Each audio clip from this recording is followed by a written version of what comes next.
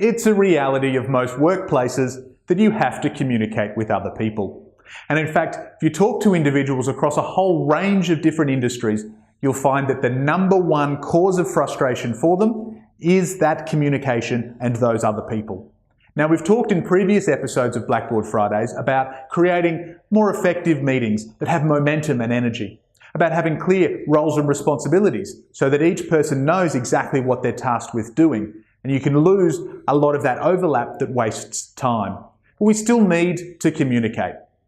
And so in that regard, I've found having this very, very simple framework is an easy way for all of the members of your team to communicate more effectively and more efficiently with each other. It's as simple as communicating at the start of a conversation what type of conversation you're trying to have. In other words, what's the purpose of having this conversation? Because there are these 5 different purposes. And when you've got 2 individuals having different conversations, it gets very, very ineffective and frustrating.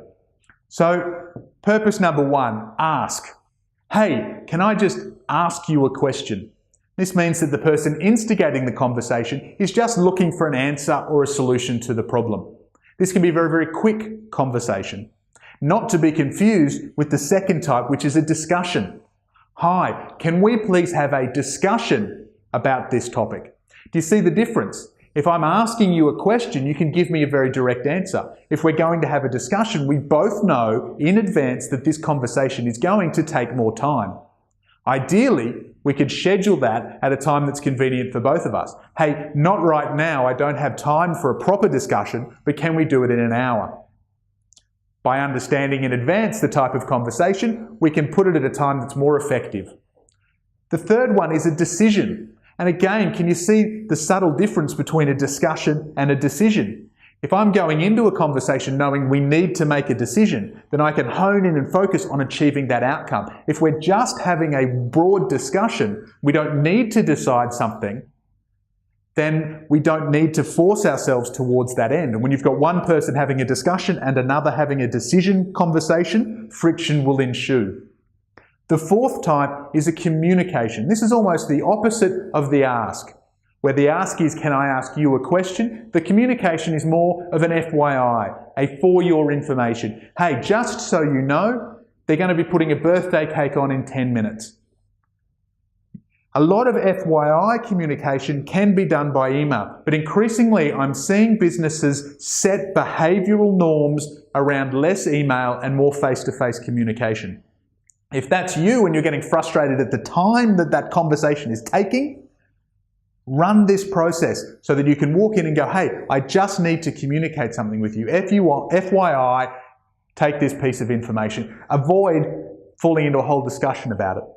And the last, most misunderstood, and I find sometimes the most important type of conversation is the rant. You know this, your team know this, and indeed I hope you're showing this video to your team. You've come out of a meeting or a conversation or off a phone call and you're just feeling blah. And you just need to dump that blah onto somebody. You're not asking a question, you're not looking for a discussion about it, you don't want to change anything, you don't need a decision, you just need to get it off your chest. And there's nothing worse when you just want to get something off your chest than having the other person in that conversation jump in and try and solve that problem for you. Turn a 30-second blah into a 10-minute discussion about re-going over and over and over that phone conversation that you want to just get out and get on with. Give your team permission to have a rant, as long as they set the expectation in advance that I'm here to rant, let me dump this, and let's both get on with our day. Allowing that to happen means you don't have that energy building up within your team.